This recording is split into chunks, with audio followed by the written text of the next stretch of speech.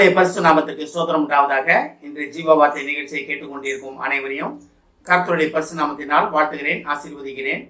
இன்றைய தின தியானத்திற்கு தேவன் கொடுத்த வேத பகுதி 1 சாமுவேல் 30 அதிகாரம், அதில் 8 வசனம். 1 சாமுவேல் 30:8 அதில் பின்பகுதி. அதற்கு அவர், அதை பின்தொடர், அதை நீ பிடித்து சகலத்தையும் திருப்பிக் கொள்வாய் என்றார். இது எந்த சூழ்நிலையில யாருக்கு? தாவீதுக்கு சொல்லப்பட்ட காரியம் என்பதை நமக்கு தெரியும்.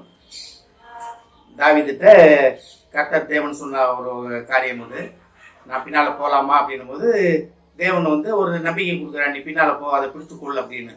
ஒருவேளை இன்றைய தினம் நம்மள யாரும் யுத்தத்துல இல்லை, யாரும் இல்லை, ஆனாலும் நம்ம ஒரு ஆவிக்குரிய யுத்தத்துல நம்ம காணப்படுகிறோம்.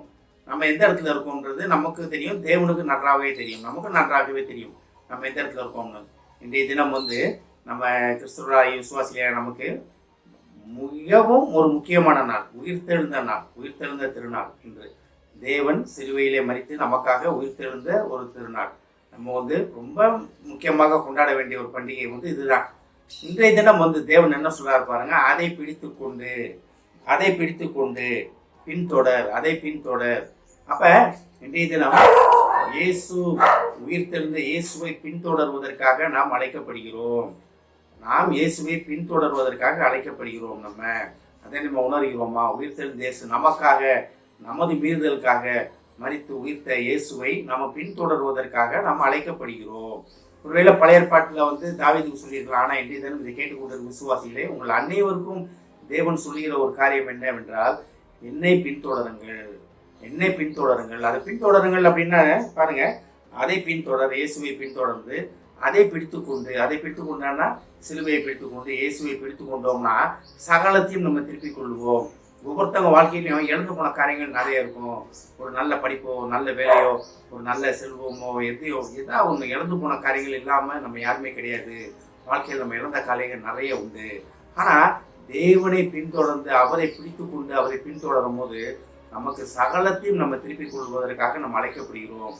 கிறிஸ்துவ வாழ்க்கையை நான் வெற்றி உள்ள வாழ்க்கையை வாழ்வது, நம்ம கிறிஸ்துவை அறிந்து கொண்டோன்றதோட கிறிஸ்துவை புரிந்து கொண்டு அவர் பின்னால் நம்ம போகும்போது, அவரை பின்தொடர்ந்து போகும்போது சகலமும் வெற்றிக்குரிய காரியங்களாக மாறும்.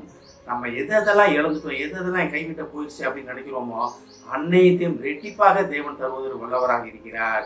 அப்ப தேவ வார்த்தையை சொல்லுவதுதான், அதை பின்தொடர், தேவனை பின்தொடர், தேவனை பின்தொடர வேண்டும். நம்ம தேவனை புரிந்து கொள்ள வேண்டும்.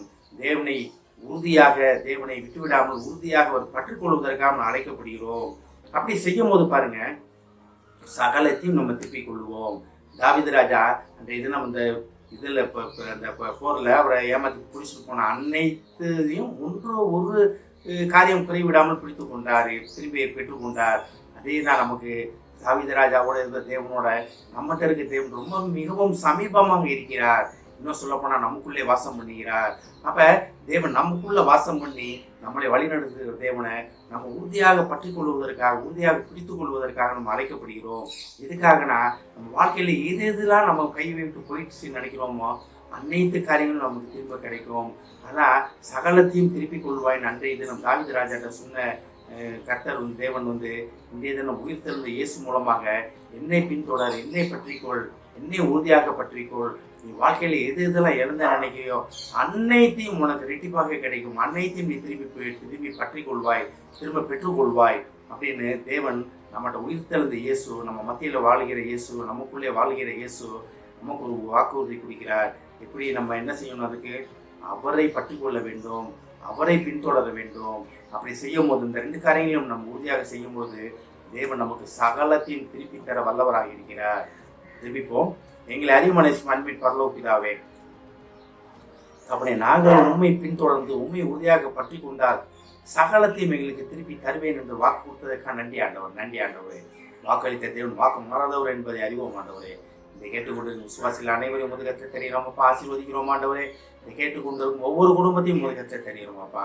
பேசாம குடும்பத்திலே அவர்கள் உண்மை உறுதியாக பற்றி கொண்டு குடும்பத்திலே தாங்கள் எதை நாங்கள் கையை விட்டு போய்விட்டது இழந்தோம் என்று நினைக்கிறார்களோ அன்னைத்தையும் 2 அத்தனையாக பெற்றுக்கொள்ள உதவி செய்யும் ஆண்டவரே.